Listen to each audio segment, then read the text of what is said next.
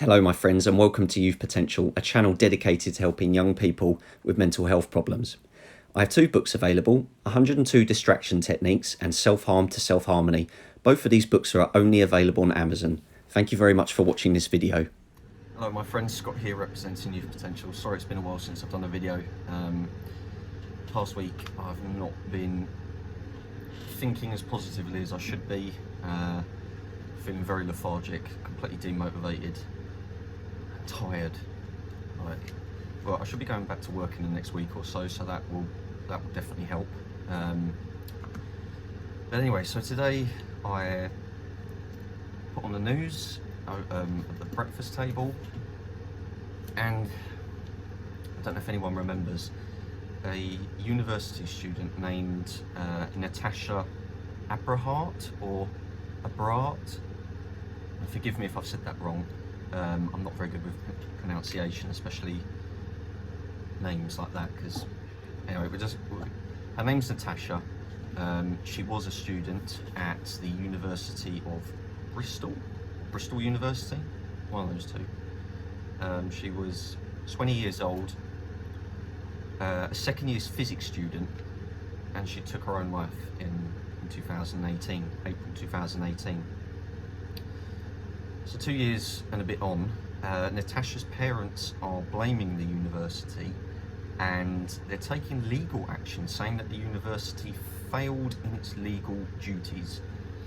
Now, what I've done before putting this video together, I've basically gone through a couple of news and media websites just to do a little bit of background research, just to find out, you know, what's being said, what's being done, because I never looked into this before. So I did some research and I found the following. So this is an article in the BBC which was published today, and they're saying that Natasha's family argues that her death was caused by discrimination she suffered as a result of social anxiety disorder. Okay. When words like discrimination get thrown about, you know it becomes quite serious. So basically what they're saying is that the university discriminated against Natasha as a result of her social anxiety disorder. Interesting. I'll share my opinions, and you can get a chance to have express your opinion once we get through all this. So a spokesperson for the university stated that staff repeatedly tried to help Natasha, and an inquest that was carried out in 2019 found that it was not fault with the uni. Obviously Natasha's parents think otherwise. So the inquest in 2019 ruled that there was a partial neglect from the area's Mental Health Partnership Trust. So there was an inquest carried out, and that the blame was partially on the neglect from the Mental Health Partnership Trust, so basically the mental health services in that area. A year ago, in May to be precise, in 2019, the BBC published another article about the whole situation. The Mental Health Partnership Trust admitted to Natasha's parents that 2 opportunities were missed to put in place a management plan for Natasha after she'd been put on sertraline. So from what I've gathered through reading is that Natasha was obviously known by the mental health services in her area where she was. I believe it was her GP that put her on sertraline. She would have been then referred to the mental health services, and the mental health services admitted to Natasha's parents that there were 2 opportunities missed, and those opportunities were to put a management plan in. So anyone who's been in the mental health services, you know what a care plan is basically that. Also, according to the BBC, Natasha, who had attempted 3 suicides previously, had to wait more than a month between mental health staff visits. And in those visits, she was not found to be a risk.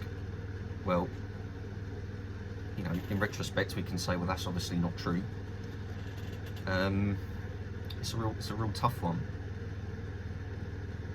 because, you know, the staff can only see so much. They're not mind readers. But at the same time, when that's your profession, you should be more alert. I mean, I don't even work for the mental health services, but I'm pretty alert and can spot different little signs that give me an impression that someone's not right.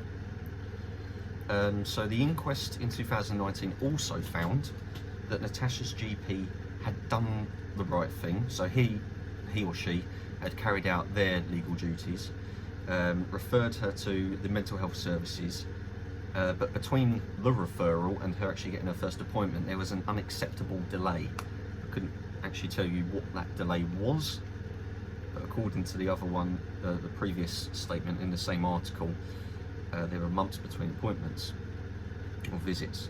So I can only imagine that the initial appointment probably took a considerable amount of months.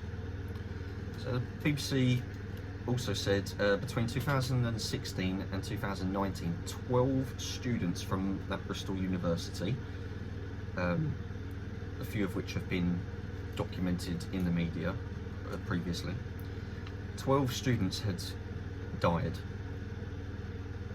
9 of which have been confirmed as a suicide through all of the inquests and all that kind of stuff. I think there's a couple of them that are inconclusive or that are ongoing. So another news website, this was a more local one to the Bristol University, it's Bristol Live. The university had known about Natasha's mental health struggles for at least 6 months. You know, when I see that, that's when I start to think, all right, okay, there is obviously some neglect on the university's part there. You know, 6 months, that's a long time to, you know, it's a long enough time to take further action and be more, you know, not neglect. So according to Bristol Live, Natasha died just before she was due to give a presentation in a 329-seat lecture theatre. So as the BBC previously said, and actually Bristol Live did say in the article, that she has social anxiety disorder. So as you can imagine, a 320-seat lecture theatre, that's a lot. You know, even doing a presentation in front of 3 people can be scary. And I know I've delivered meetings and that in front of small and large groups. One inconsistency was that the Times, as in the news, the Times, they said that she was about to present to 50 people. So Bristol Live says it's a 329-seat lecture theatre, but the Times are saying it was only 50 people. You know, some of it, obviously, 329-seat lecture theatre, they're not wrong, but obviously only 50 people were due to be there, but that doesn't matter. 5 people, 50 people, it's scary delivering the presentations. Bristol Live also said that the university claimed that they repeatedly tried to help Natasha. Student services visited her and took her to emergency appointments. So it wasn't like the university solely did nothing. I don't think it's fair to have that judgment at this stage. Bristol Live also said parents claim the suicide was caused by a combination of neglect and disability discrimination. It's a real tough one. It's a real tough one, because none of us, me speaking and you listening to me, none of us have any real insight other than what the news are telling us. So we don't know if the staff at the university did all they could, or if they don't. Now the parents obviously see that they see all they're seeing is the end result. The result is that they've lost their daughter, and nothing's going to bring her back. So, you know, that is a fact. That cannot be denied. And that fact itself does illustrate that the university should be at least partially to blame. So this is an interesting, also by the Bristol Live, Gus Silverman, who is representing the family in the legal court case, said that the university owed Natasha legal duties not to cause her psychological harm and to ensure its assessment regime didn't discriminate against her as a disabled student. Again, when it's painted in that light, it makes the university sound terrible.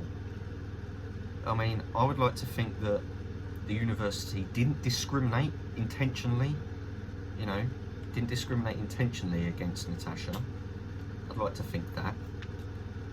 But, you know, whatever is true, I don't know. Were the staff constantly on her back and telling her she had no choice because it wouldn't be fair to the other students, you know? Or was it a case of, you know, we just don't know.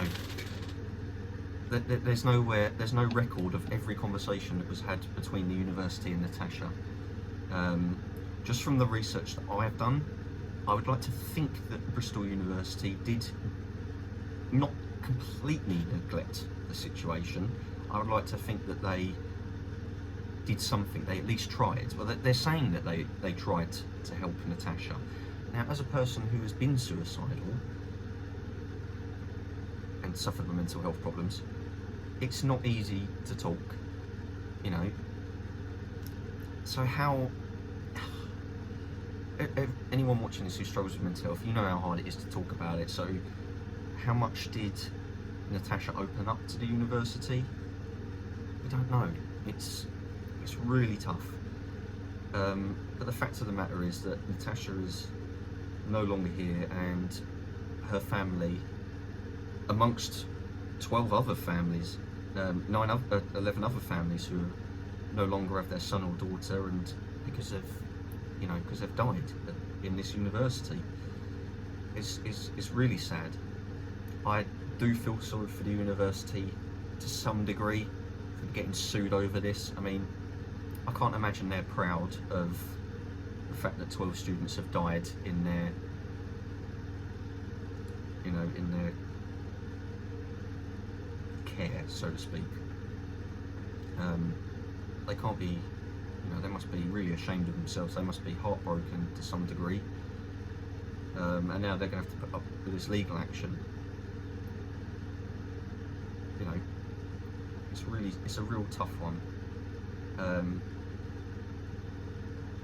Although they're suing the university, there's not one thing in here that I've read that says that Natasha's parents are suing the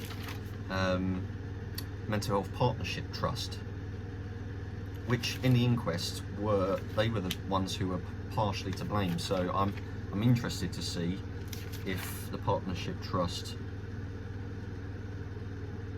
is going to play more of a part in this. But I also did read in the Bristol Live, I believe it was, that the National Trust had paid literally financial dividends to the parents. So obviously they've had to pay whatever that sum of money was. I don't know, it wasn't disclosed. I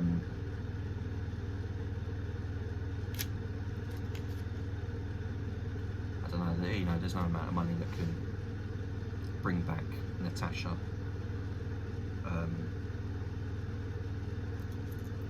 But with my experience with the mental health services over the last 15 years, just through my own experiences, I find that the mental health services are often to blame because appointments are few and far between, and they write you off very quickly and say that you're okay. Okay guys, time for you to leave comments below. I would love to know what you think about this whole situation. Okay, thank you very much for watching and listening to me pretend to be a news broadcaster. All the best.